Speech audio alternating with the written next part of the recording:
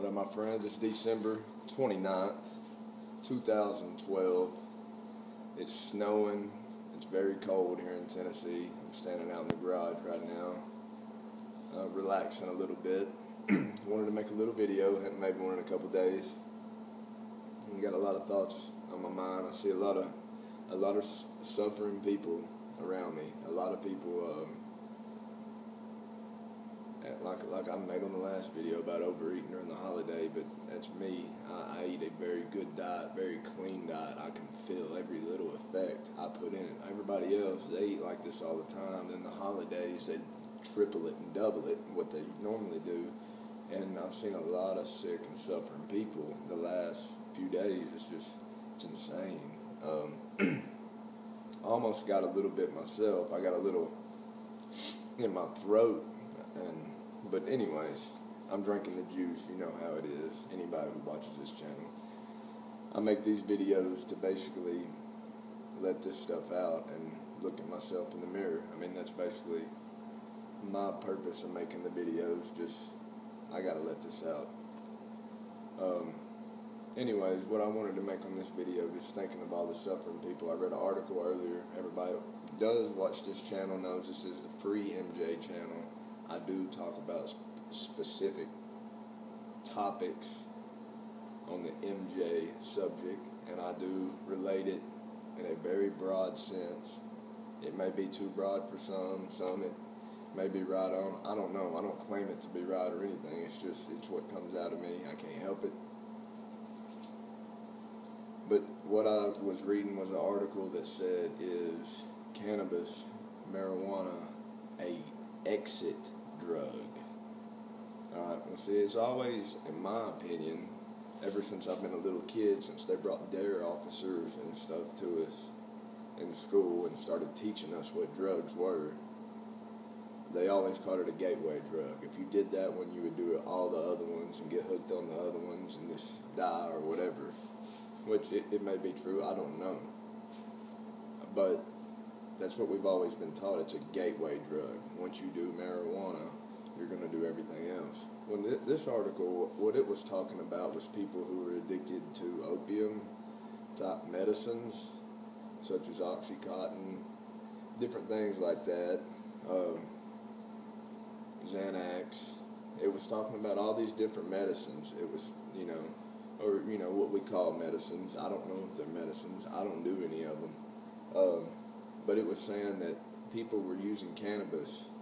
That's what I like to call it. The article kept calling it marijuana. But anyways, I'm going to say it how I like to call it. People were using cannabis to exit off these addictive drugs, like the side effects.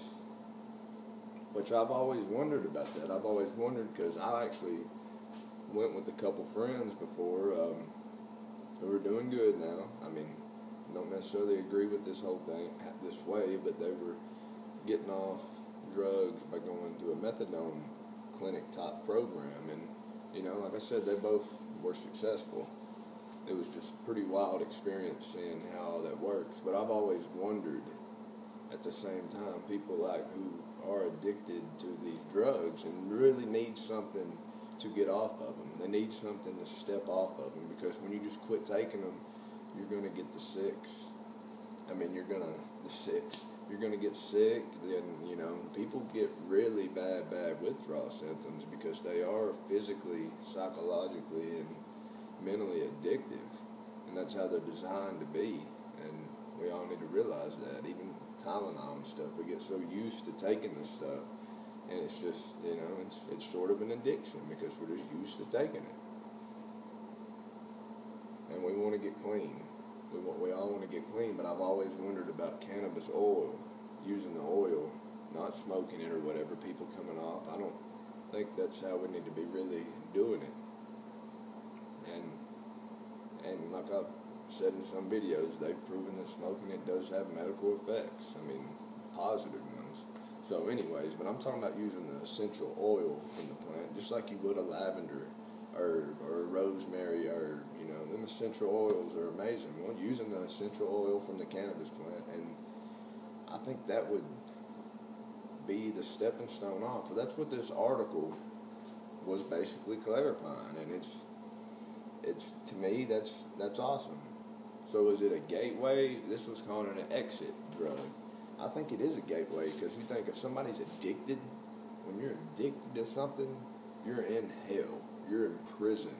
People are imprisoned to Oxycontin. People are imprisoned to Xanax, hydrocodone, whatever. All these, they're imprisoned to them. And then here's this herb that God made, an herb, standing there, holding its hand, trying to pull you out from your prison, this hell you're in, this addiction, the bondage that drug companies have on people, or the drugs, or doctors, or just never being taught the truth. Maybe that's what it really is. We've never been really taught the truth. We're not really reading our Bibles like we're supposed to. And that's so important, because people are missing, I see all these religious arguments, and I'm like, why are y'all arguing about that? You're missing this whole picture right here, and you're arguing about, it's that verse Jesus said,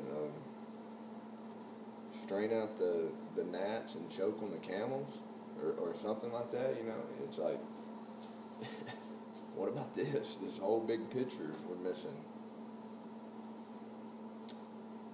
I see cannabis as a way for people to help. I don't try to, whatever. I see it as a way to help people. I see it as an avenue to help all different angles of problems on this earth. And it's not being able to be utilized. And that's for a reason. Of course, that's for a reason. That's the devil.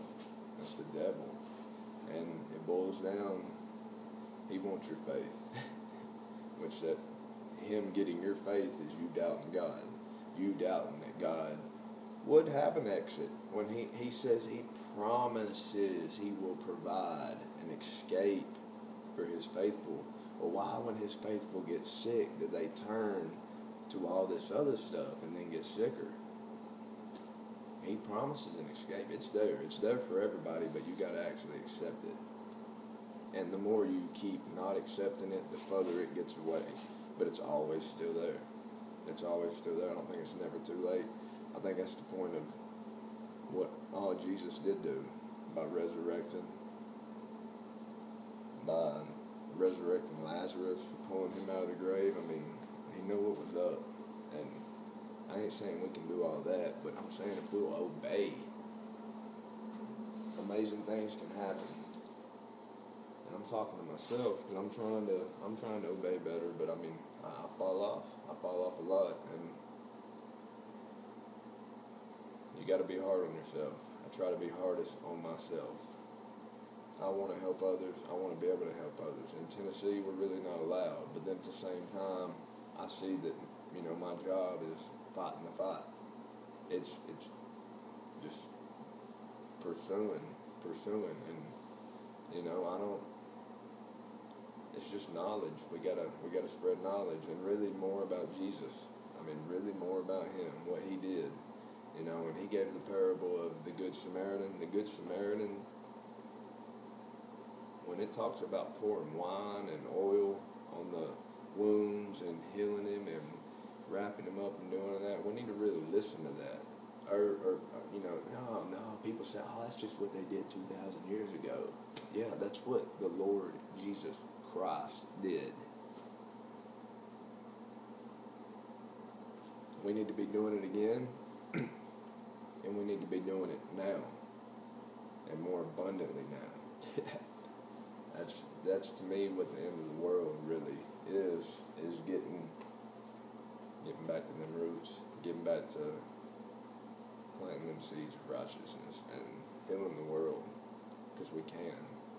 I mean, we really can. It's what bothers me so bad, if we really can. And there's so many doubters, but can you blame them for doubting?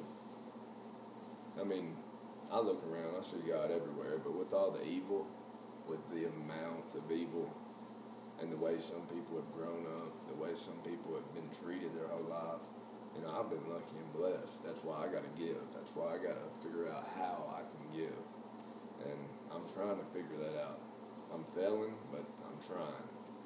And I want to encourage others just to at least try. If we all try, I think the wheel will turn the other way, the spiral will reverse, everything will get it back to how we're supposed to be. It's not supposed to be like this. It's really not. If anything, any dreams, visions, feelings, things I read in the Bible, I mean, which at this time it's wrote about in the Bible, there's no doubt. But there's also the new heaven, the new earth,